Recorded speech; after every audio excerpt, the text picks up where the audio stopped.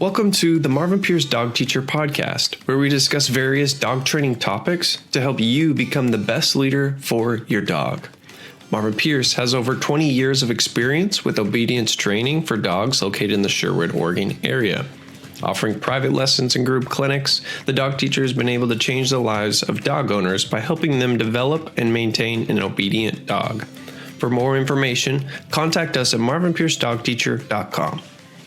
That's the solution. I'm gonna start drinking for Facebook Live. The other day they done a bottle of whiskey. A guy on TV. They tried to get him. What was that? Where y'all done me? You would say something I had to answer real quick. What? You'd ask me something I had to answer it. This kid couldn't even answer the shit about the shit that he does every day. You know what I'm talking about? No. You fire me a question, I'll fire you an answer. Whatever. What do you call that? Brett, we did it the other day up in somewhere. Whenever you asked me about where I was from or why I hitchhiked. Oh, when we make like Instagram reels. Yeah. And stuff. Yeah. But you ask questions really quick and you got to answer it. I can do that. You can't. Because you have to research it or something. We could say, Bianca, what color's your fingernails? I don't know. Let me check.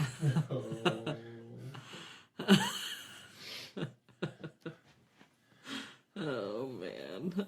Well, I'm just saying, you're the one who wants to do all the research before we do a topic. You wrote a book.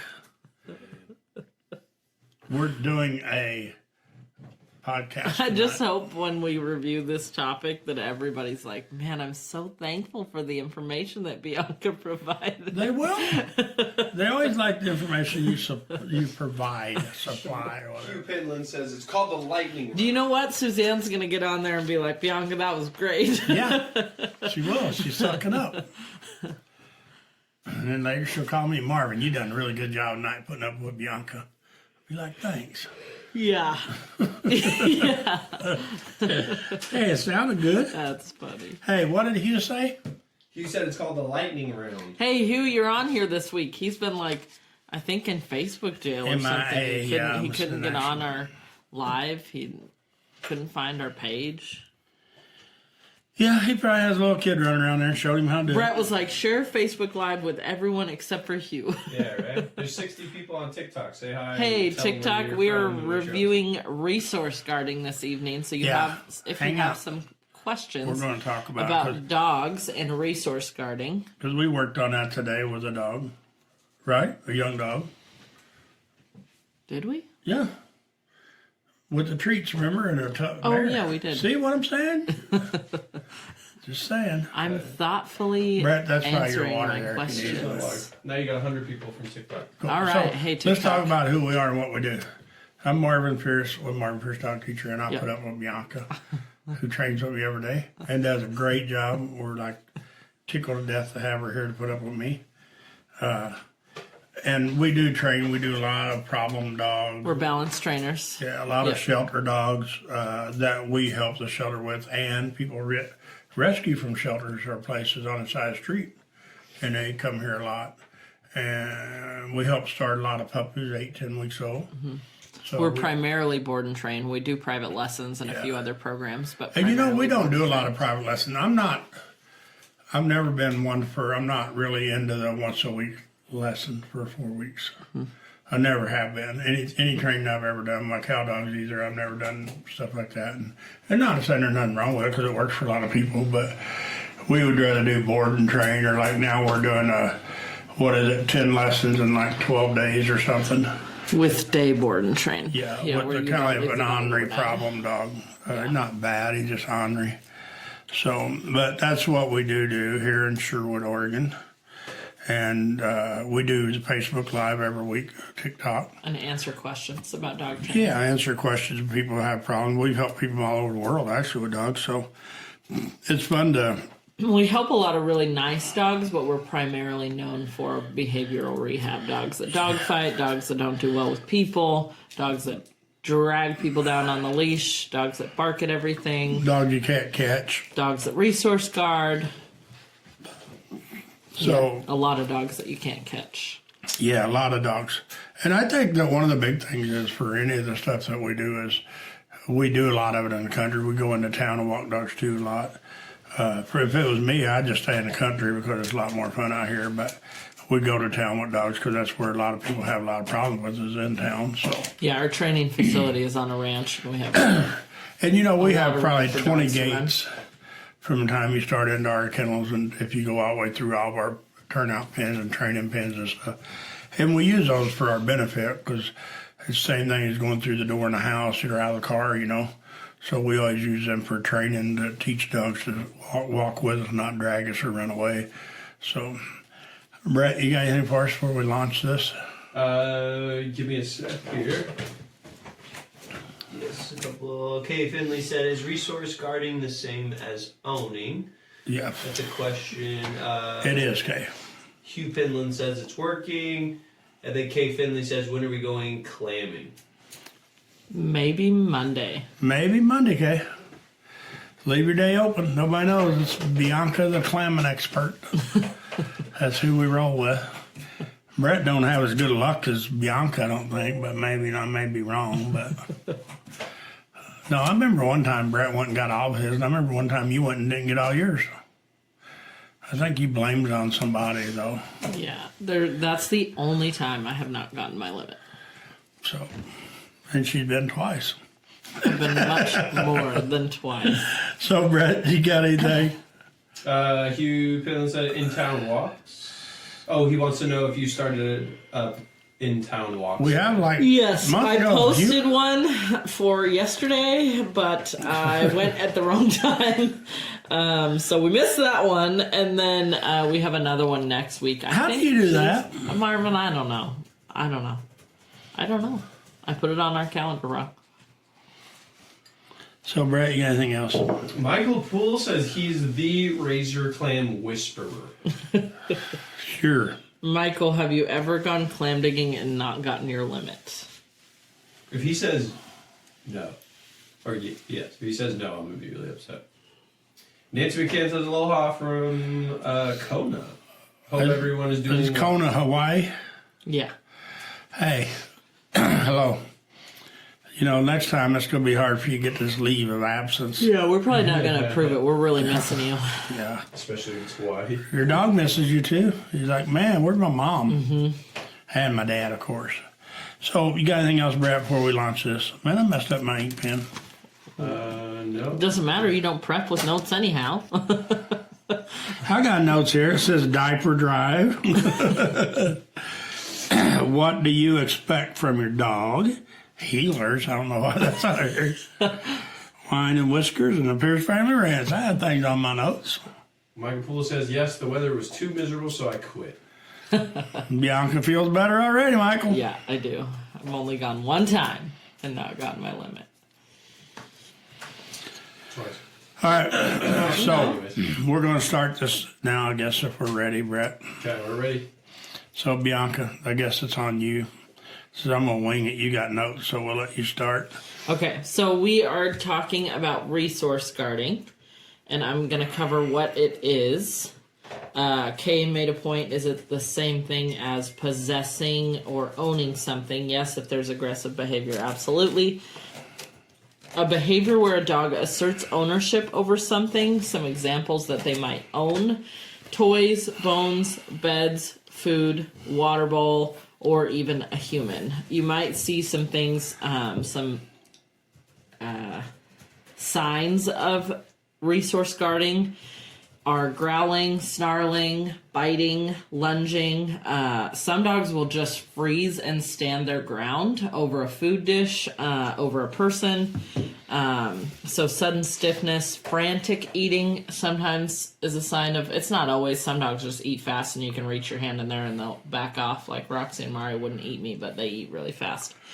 But sometimes frantic eating is a sign. And then obsessive behavior over something or someone. Would you like to add anything, Marvin? Well, I think for me, one of the main things you missed is maybe seeing it when it starts by them not talking crowding about that between you and them. But you talk about signs, right? Yes. So, Yeah. So I think that falls under the category. Right. When they start walking between Crowding out people. you. Our dogs. Okay. Even your dog positioning itself in front of you, sitting at your feet when someone comes near you, can be a sign of that starting. Yes. Really early. And that's signs. the early signs Yeah, for me yeah. anyway. Yeah. Okay, so some ways to prevent it. Are you asking me? Yeah. Well, I think that a lot of it starts out from the puppy. Mm-hmm. As you push the pup away and don't give them the attention, you teach them to walk away If from they're you. crowding out and Yes, owning you when over you're and trying hitting to dogs, yeah. pet other dogs or talk to other people. And I think a lot of this comes from the command to go or leave or whatever you want to call it, to just get out of your private space when you don't want to But even if it's an 8-week-old puppy and it doesn't know a command, and you've seen it in young litters where the one pushes all the other puppies out of the way to get to the person, and you can scoot that puppy out of the way and just start to indicate that they can't just barrel their way through to get attention over everybody else. And that's the hardest part for people. And I feel it's the same way with that puppy when he's roughhousing another puppy, and you pick him up and pet him and read him a book about why he can't do it, then that's when he starts doing it. And so then he starts owning you again because he gets attention so much when he's being so ornery. And then, so if you're talking about food, toys, bones, a lot of people work really hard to teach their dog to sit and wait for a treat, for food, a bone, but they don't interact with the dog beyond that point. So they release the dog to the food bowl, to the bone. The dog gets the bone, then they leave the dog alone. Right. So as soon as the dog has the item in possession, they can't always get it back. And they don't try to. They don't know to try to. So you work so hard on my dog will sit and wait for food, but once it has the food, we get a lot of dogs that will bite you once they have the food, but will sit and wait for the food. Or a but as stick soon as or it's anything. theirs, then they won't give it back and they will show growling, teeth, biting, any of those behaviors. So when you train a puppy or a dog that you're working with, you teach it to get a bite and then stop. And you might take the bowl, you might move the bowl, you'll always give it back to them, but you're not like taking it and teasing them, but you always stop them and are able to interact with the dog's food or bone or toy.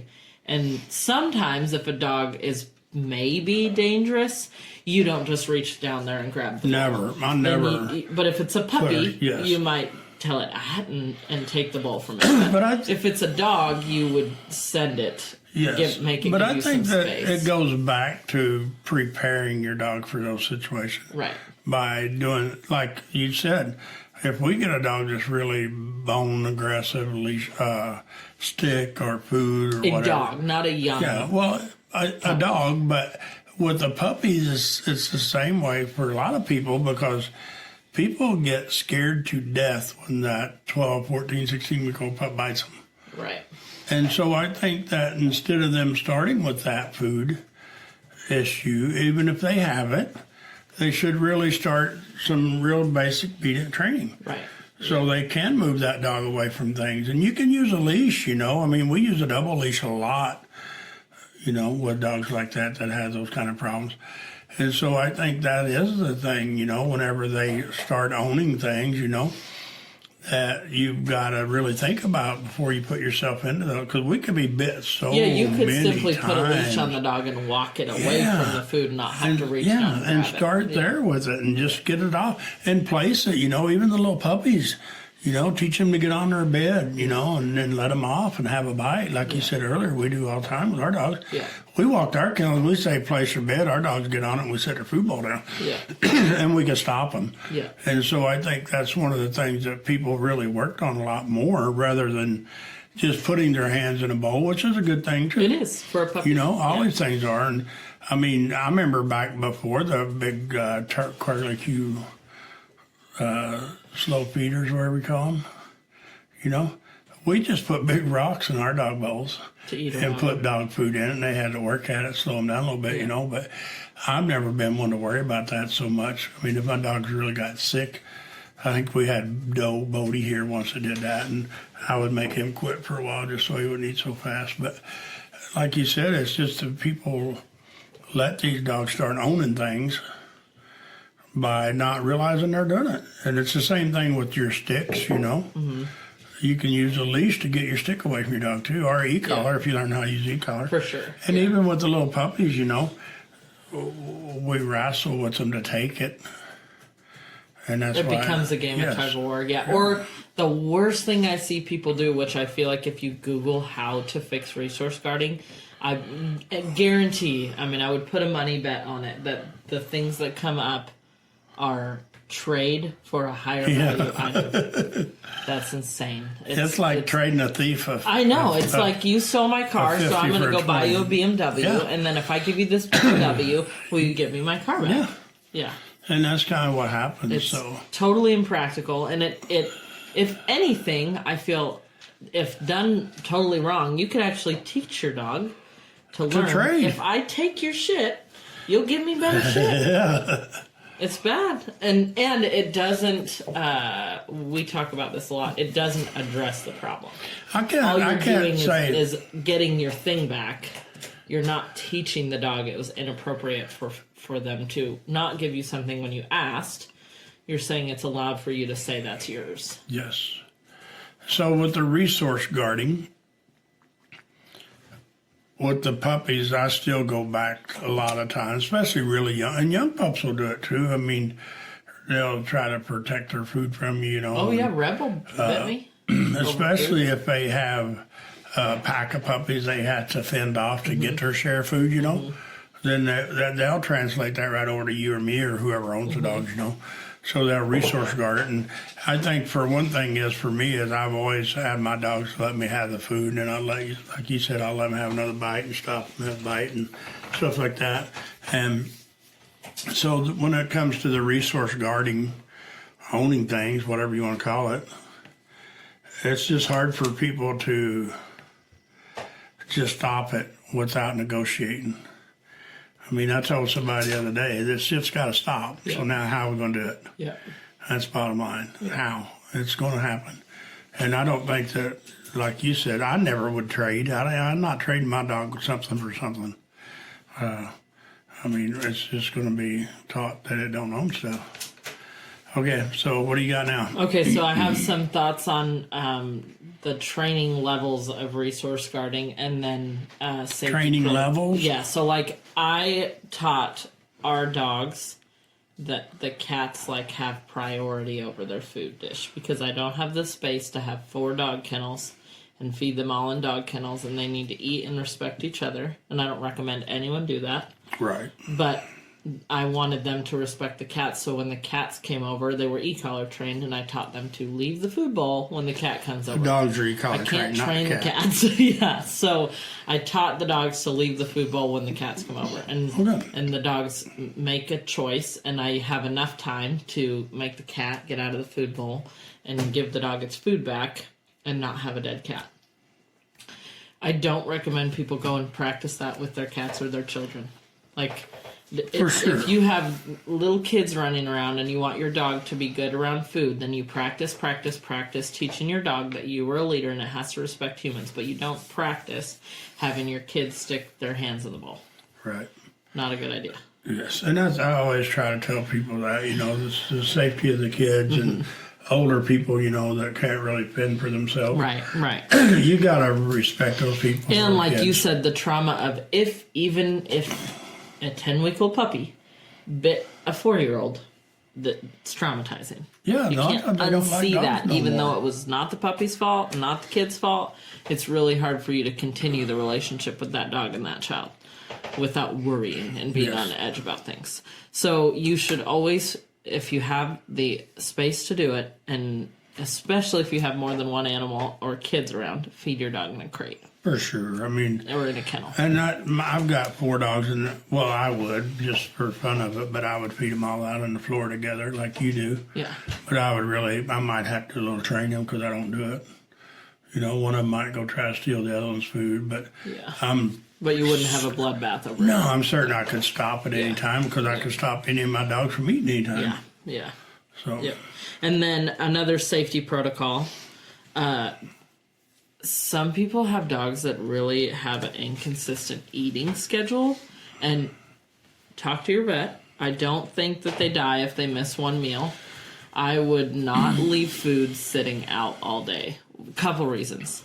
One, you just leave yourself so much room for error, because if the grandkid comes over and is playing in the food bowl, and then the dog's like, hey, that's my breakfast, you're not going to stand over and watch their food bowl all day.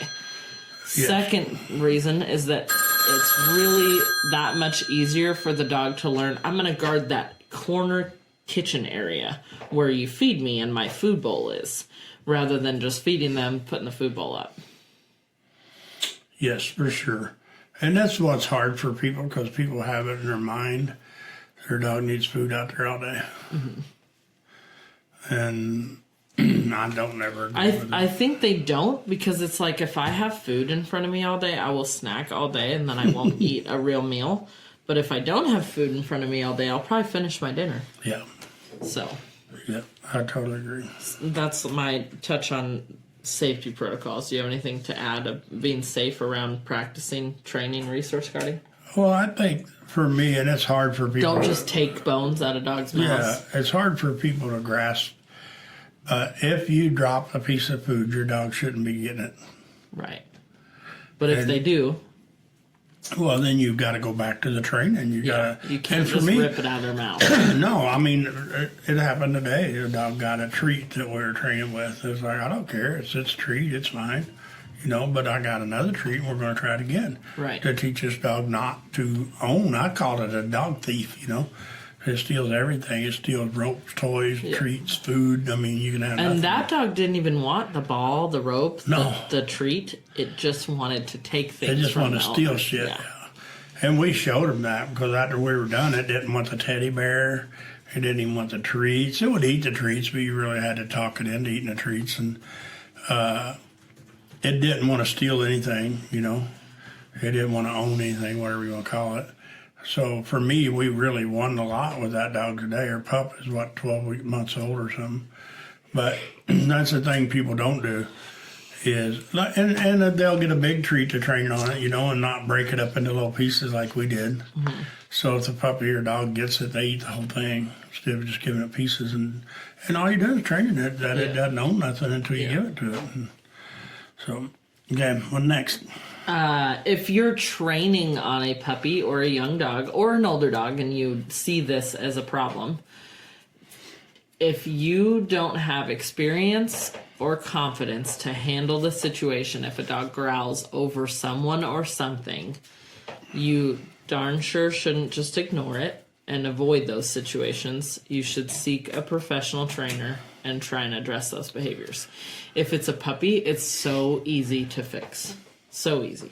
Yes. If it's an older dog, it's fixable. It's just a matter of really working on your relationship and the with right that trainer, dog. you know. I mean, that's the thing. We've got a dog we're working with. One of the dogs we're working with now. I don't know how many more. There's been to several trainers, and a lot. And I didn't even know the dog was that kind of just steal stuff. I mean, everything. Yeah. And don't give it back. Yeah. And so. And destructs a lot of things also. Eats leashes fast, you can put them on it. Digs. And digs holes in the yard. Craters in the backyard. Yeah. Eats weed fabric. But it rides in the front seat with dad on his lap. Mm-hmm.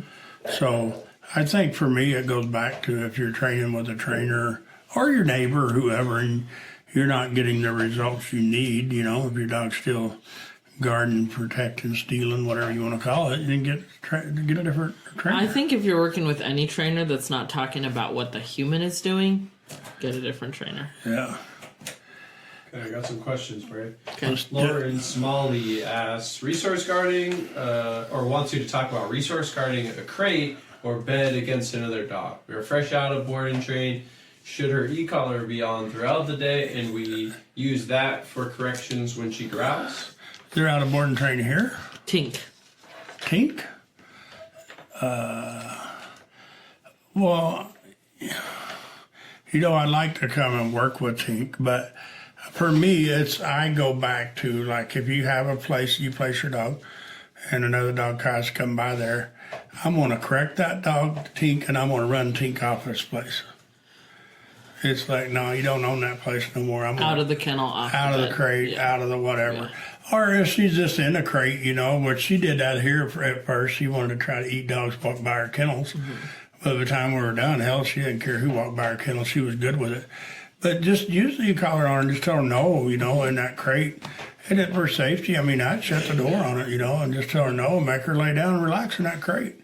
And if you have her on a place and she's trying that, I'd usually call her again and I'd be like, no. And I would just let her know that's not acceptable behavior. Yeah. And we did it here with her. In the round pen, we'd have her placed and dogs walking everywhere, and she never had an issue with it. So, and like I said, if you need help, let us know. We'll be glad to come by and work with her. But that's the thing. You just claim all that property and it's yours. It's not hers no more. Brett? Valerie asks, so how do you tell people to involve their children with doing food/guarding training with puppies? Well, I think if it's a young puppy, I just would not have kids having the dogs around the food bowl until the adults have done enough work. And then the kids can get involved and start feeding the puppy. But not until the adult has done enough work with the puppy that it respects other people, children included. And then it should be supervised. Have the puppy on a leash. Have the kids give the puppy treats and see how the puppy does taking treats from the kids. If it puts their whole hand in their mouth, then it needs some work. Yeah, I say it's the same thing as leashes. You can't give a little 4-year-old kid a leash on a dog and let him drag him down because it's no fun no more. Right. And we do it here with Mari and Roxy and I think Tilly maybe. We let little bitty kids lead them around in the round pen and stuff. And them dogs behave, but they're really leash trained. Right. So I think that a lot of times in my thoughts, and you can't really convince me differently, people let these little kids interact with these little puppies that aren't really good yet. Right. They're real mouthy. They're really jumpy. And it's like the blind leading the blind a little bit. And then the kids get scared of them, which I don't blame them, Right. But I think the parents don't spend enough time training up puppies to be good. Yeah. And like you said a while ago, whenever they're interacting, I personally wouldn't let them feed the puppies at all for a while. Maybe months. Before I'd even let them give the puppy a treat because the puppy ain't being good enough to get that treat without jeopardizing that little kid getting nipped. So I think that people really had to spend time training those puppies before the kids get to interact with that. I would worry more about teaching spatial boundaries with kids, them not jumping on kids, them being a lot more calm around kids. I think puppies, and my thoughts is puppies get too much freedom and they get themselves in too much trouble because they're not really just micromanaged, maybe. I don't know, that's a little bit strong. I think the hardest thing about all that is that Heather's kids can do a lot more with dogs than an average kid their age. And Valerie's daughter came up and I did a lesson with Valerie's daughter. I let Valerie's daughter do the lesson. But when you're teaching a group of people, you have no idea parenting styles. You have no idea if there are boundaries being taught to the kid with the dog. So encouraging interactions with food and a puppy when you don't know if there's even the right kind of supervision. To me, if you can't keep the puppy from jumping all over you, the owners, the adults, whatever, if you can't keep the puppy from jumping all over you, if you can't sit down on a chair without the puppies climbing all over you, If you can't feed a puppy a treat without the puppy mouthing all over you, if you can't feed a puppy his food without the puppy mouthing on you when you try to take his food bowl, If the puppy mouths on you all the time, anyways. then you should never let the child interact with the puppy and any kind of food. And food.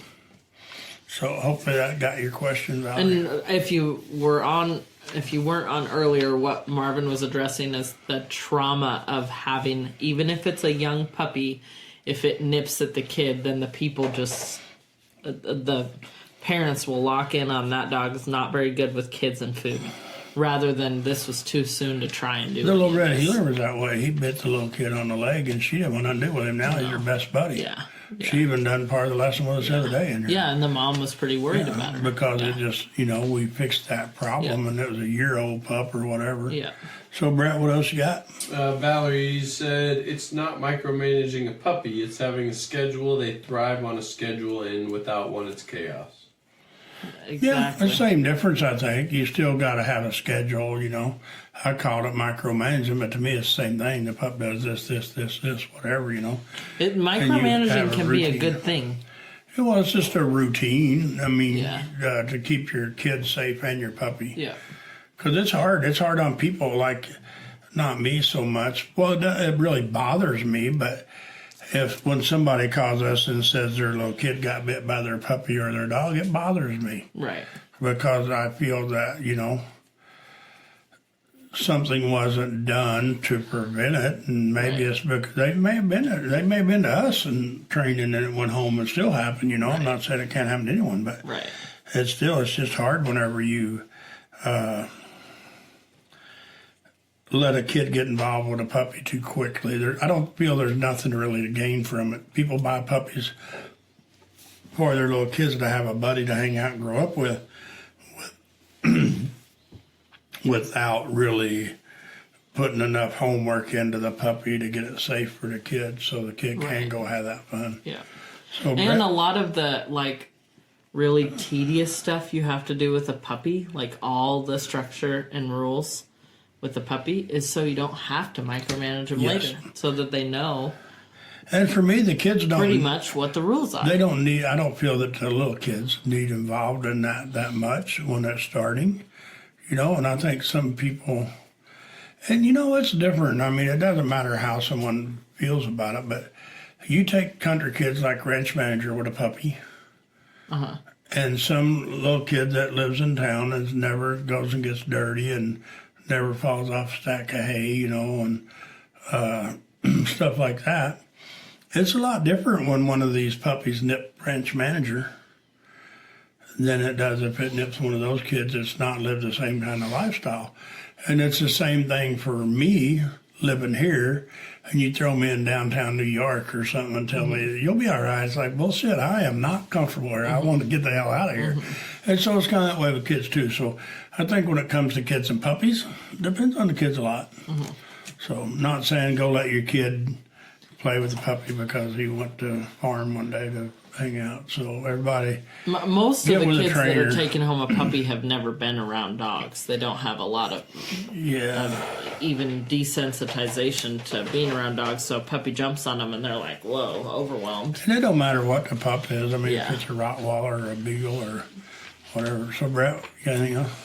Yeah, Lauren Smalley says Tink would be an angel if you guys came out here. We're still working on me being in charge. Well, but I think we invited you to bring Tink out and work with us with him, with her. Yeah. Because we would, and we were dead serious about it. We'd really enjoy it. So, all right, Brett. And then she said she's definitely testing boundaries. Tink? Yep. For sure. And they always do, and that's the same thing with resource guarding or stealing or owning or something, I mean, we talked about the dog today. It won't even chew on its leash here on our property, but at home it will. Yeah. And now it don't steal here. We drop something, it walks on by it. It's like, oh, that's not mine, And so, Brett, you got anything? Valerie Jasper said the reality is most people. Valerie said, oops, sent too soon. Most people won't make their kids wait to let their kids be involved with a puppy. Correct. Yeah. Yep, that's it. They just don't have the rules.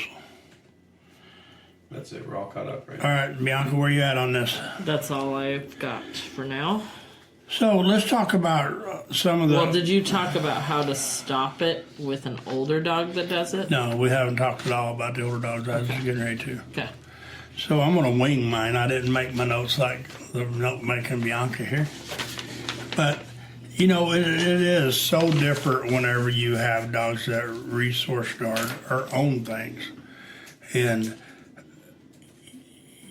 you know, I think for me, I don't agree with tug if you're not familiar with how to play tug. And that's what causes a lot of problems with dogs for people that don't understand it. Because I think you should elaborate on, because I think there are many people who feel they're probably very familiar with playing tug of war with the dog. Okay. So for me, a lot of people start playing tug with a dog whenever the dog has something and a person wants it, like a rope or a stick. The person grabs it and they try to take it from the dog. That's not how you play. Well, not how I play. Whenever I touch something, I tell a dog drop, he's got to open his mouth. So now we're going back to the training for me to drop it, you know. And I feel that if you've trained your dog to come, he's not going to try to play get away from you with that object. So you chase him, which a lot of people do.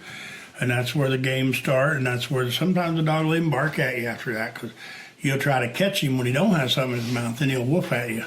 And the people think this is really fun, and then one day he ends up biting somebody. So I think that for me, my dog, if and I was going to play tug with my dog, before I ever tried to play tug, which I don't agree with most people, there's a lot of people play tug, and I mean, I think it means something to some people, or dog training, I'm not sure, but... two things. Recall, he has to come to me and I say drop it, he got to open his mouth and we're done. So if you can't do that, those two things with your dog, you shouldn't be trying to play the game of catching your dog and taking something from him. So I think whenever me, even playing ball, I'm a little bit lazy. I don't like being able to pick up balls much. So I'll touch the ball until the dog drops it. He got to open his mouth and he's done with it until I throw it. He can't be jumping trying to take it back. And for me, that's where I feel kids get in trouble with tug, because you or I play tug with a dog and a rope, and then some little kid walks by with a rope and a dog grabs it. And people's going to say, if they're on here and they say, my dog would never do that, well, then kudos to you. You've done a great job of training your dog. Mm-hmm. But most of these dogs aren't trained that well. Well, and you're not saying to touch something that's in a dog's mouth that resource guarded. No, I'm saying that's how you prevent resource guarding. The ball, the stick, the ropes. Yes, you take the stuff voluntarily. They open their mouth and give it to you. You don't steal nothing from a dog. Same as a dog don't steal nothing from us. And me, if I have a dog, let's say has a rope, which I think I threw our old ropes away, but if my dog has a rope and I get it and ask him to drop, and if he don't drop, I'm gonna let the rope go. Mm-hmm. And then we're going to do some training. You're not going to start a game of tug war. I'm going to let the rope go, and then we're going to start. And then you'll address I'll back up a few steps, and then we'll start teaching dog to drop things whenever he has them. Yeah. And that's what gets us in so much trouble most with of the time possession. with e-collar training. Yes, yes. And so for dogs who, older dogs that we get here, and we get a lot of them, that they resource guard their food. You know, Bear came here, he looked at us side-eyed and rolled his eyes at us, the German Shepherd, when we'd try to go in his kennel. Hank, same way. And Hank did not like you going in around his dog food. No. And so he never did anything obvious. No, but just side-eyed. Every time you opened his kennel door, he looked at his food bowl and he looked at you and he looked at his food bowl. Now, that's a harder one to notice. Yes, and it's a harder one to read. It's like, oh, he's not done that, and then you touch and you get bit. Yeah. So, and I'm sure Hank don't read. And we don't reach our hand in there and be like, let's find out if this dog's resource guarding. For sure, we're real cautious about it. But when you get these older dogs that, let's say, owns you. Scout used to own you. Mm-hmm. So how do you fix those problems? You done a bunch of lessons before you finally figured out that maybe we needed to separate you two. Mm-hmm. and we separated you two, and I worked with Scout for a week, and then you came back. And luckily for me, you brought him here because now you trained 3 years later, and you still train dogs with me. So, but we really had to set your mind right too, not just the dog. And for me, the dogs are easy to fix. The person really, really hard, and it doesn't matter normally who the person is. Even if somebody comes here and they're like, "I'm 100% the problem," normally before they're done, they're going to make excuses. And then it's going to make it harder. You know, we're working with a person or 5 right now the same way. They have a really hard time believing that they are the problem.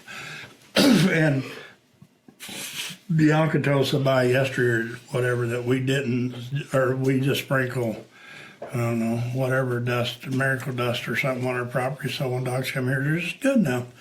And there's so many of these dogs that when they come here, just like if we have a dog that resource guards an older dog, we don't just bring him in that day and be like, "We're taking over, dude." Yeah. But some of these dogs are double leashed when they come in and out of here so they don't bite us.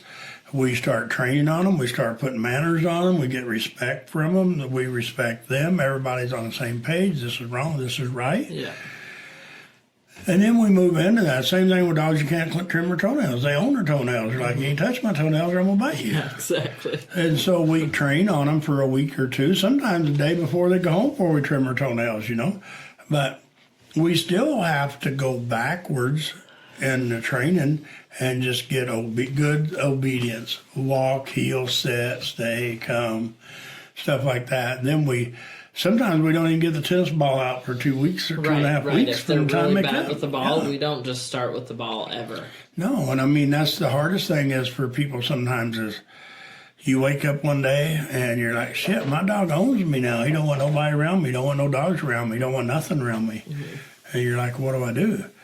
First of all, you get the right trainer who's dealt with a lot of these dogs. And we have, I don't know, probably a few hundred of them now that we've helped people with.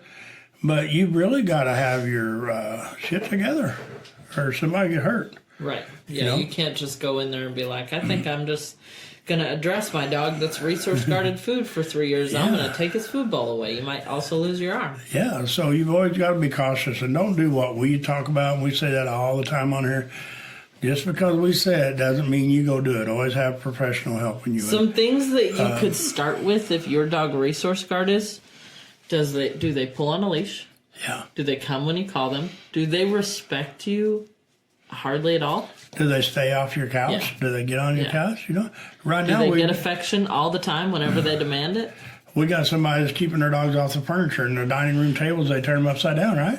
There is furniture upside down on the couch. Yeah. So they're winning. Not the way I would do it, but they're winning and they're trying, and that's what we ask. Yeah. You try, you know, and we'll figure it out from there. But I think that there's so many times that whenever dogs own things, couches, chairs, beds, people have are human.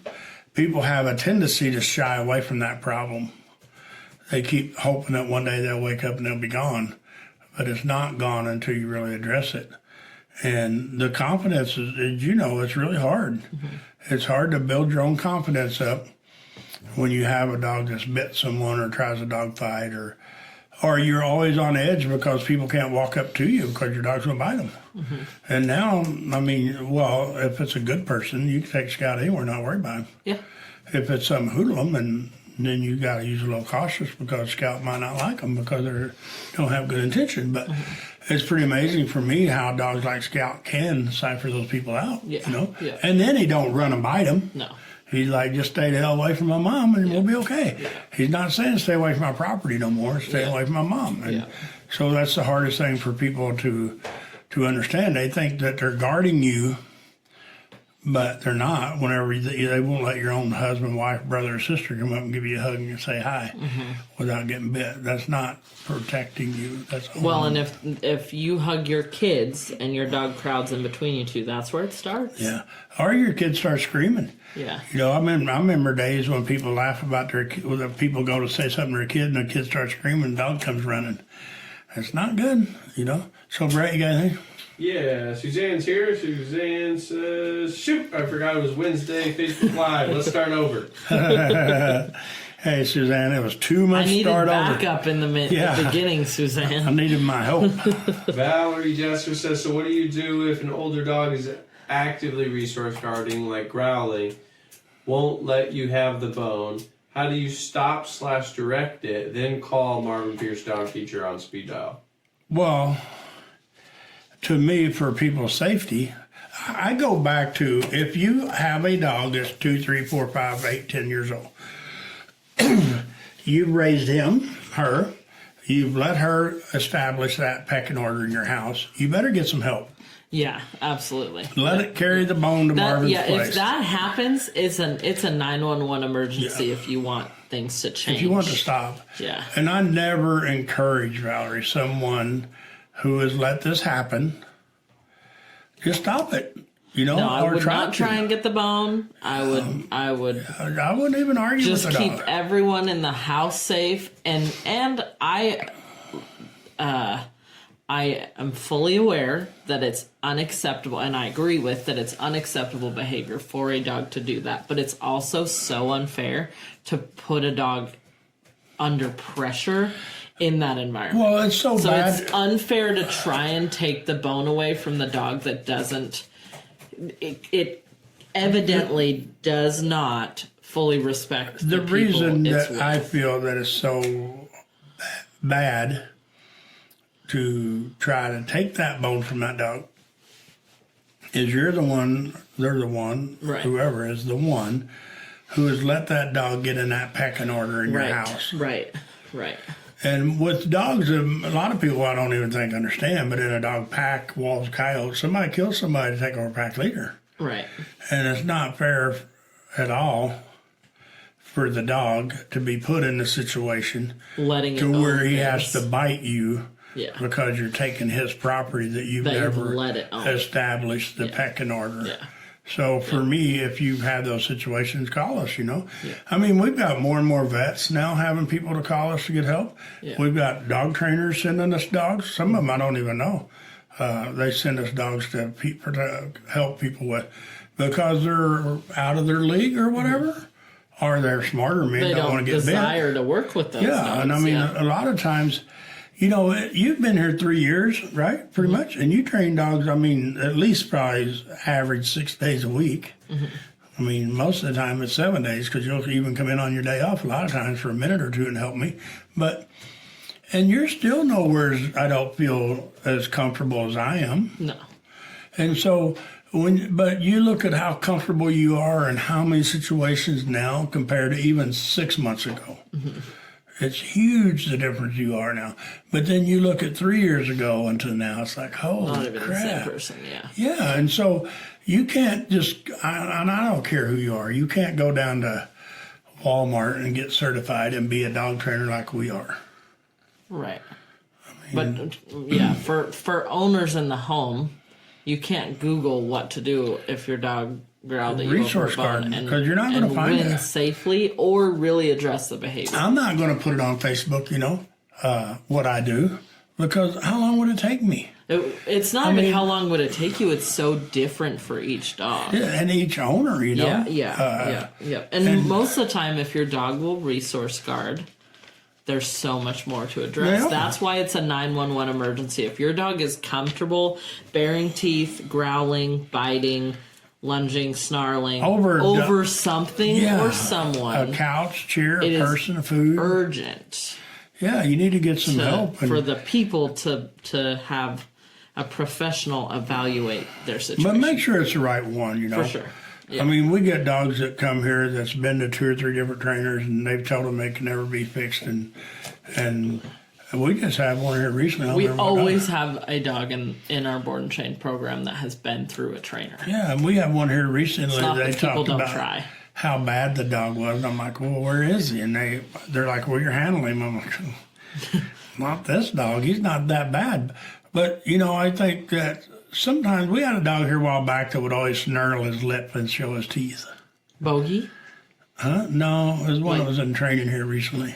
The nervous smiling one? Yeah, Or? and it didn't mean nothing, But if you were a person that were a trainer who was really concerned about that, which you are some days. You're like, man, that dog ain't right, you know. And I go look at him and I'm like, holy crap, you know. And it takes me a few days, or yourself, it takes you a few days. It's like, well, it don't mean nothing by it. It's just the way he is, you know. But if you're not really familiar with dogs, it's hard to. Kuma. That was? It was Kuma. Yeah. And so it's really hard. If you were the wrong trainer, you'd be like, holy crap, we can't get close to that dog. Yeah. You know, it's going to eat somebody. So when it comes to those things, and I can never stress it enough, and I tell people, there's times if I have somebody that has a 5-year-old dog and he's biting people and he's really hurt someone, and the person that owns him has raised him for the last 5 years of his life, his first 5 years of his life, when he got in these situations, there's a lot of times I can't help him because the person just not the right fit always for that dog, because of the fact that they've let him get so far. And then sometimes when those people come here, they want to tell me how to train their dog. And it's like, you know, Houston, we got a problem. Well, and I think that's why it's such an urgent thing. If you notice a problem like resource guarding and you go to a reputable trainer and you address it, then you've got a lot of hope. But if you let it go for long periods of time, it just gets so And I don't know if worse. Kay's on here, but she brought us Quinn like 4 years ago with a muzzle on it. She would eat your ass. She did not want to threaten you. She wanted to have you for lunch. But Kay muzzle trained Quinn herself. And she came here and she's like, I want to fix it myself. She said, I want your help and guidance. But I don't want to do board and train. I want to do lessons. But Kay was retired. Kay lives 10 minutes away. Kay came every day. She came so much we finally just said, I can't charge you no more, because her dog was cool. Right.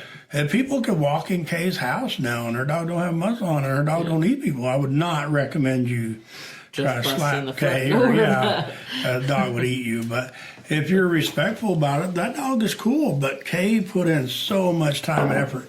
But Kay's thing was, I screwed her up and I'm going to fix her. But the dog was still young, a couple years old, and she hadn't bit no one yet. And so she fixed it. But, you know, for people who let these, and I've dealt with people who got rid of their dog over it biting the wife.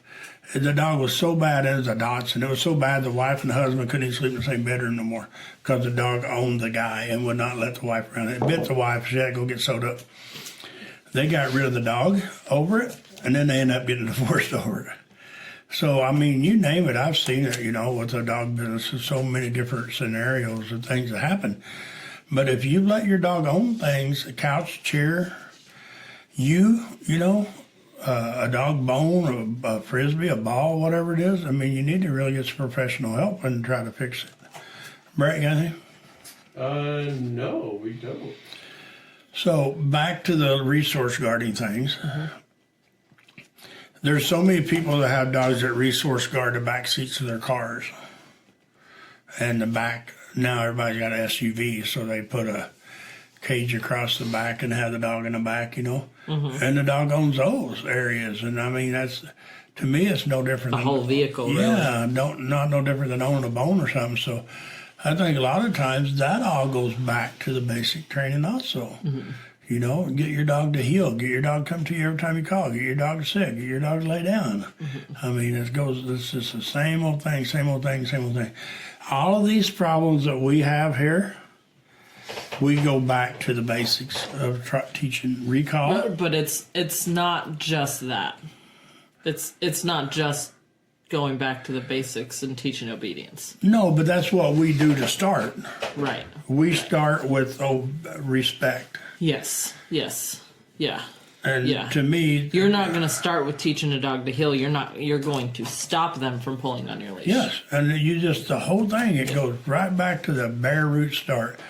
And you know, we have a dog here now, Kai, what's her name? The husky. Twyla? Yeah. She was trained really good, but not to our expectations, you know. And she done really well for us, but we took her home with Mom, and holy crap, she was not doing very good. And so we'll keep her an extra week just to try to get her better and better and better, you know. But some of these dogs And that dog was so much worse with the owner, and the owner doesn't do like outwardly, like just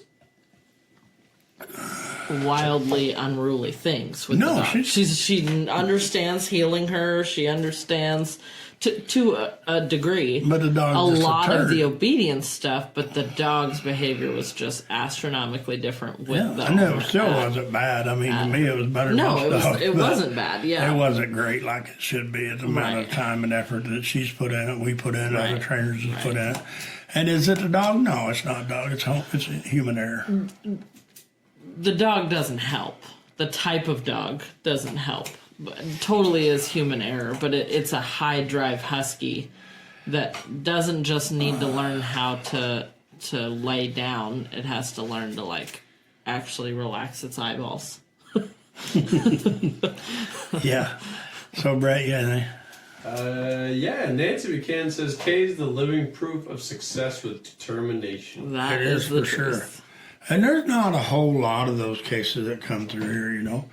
And I think the reason is a lot of times is because of the people's priority. Mm-hmm. Mm-hmm. Kay's priority was fix her dog. Right. The kids with Shadow, their priority ended up being fix my dog. Yeah. Started out, it wasn't so much fix my dog. It was like miracle cures and we don't want to put the effort in it. But by golly, once we showed them that their dog was fixable, they bailed in with all 4 feet. Determination. Yes, and they stuck with it, and now their dog's cool. And that dog, you know, we'll touch on Ed a little bit about, and it's on a different subject, but our hour's up, so we can change subjects now.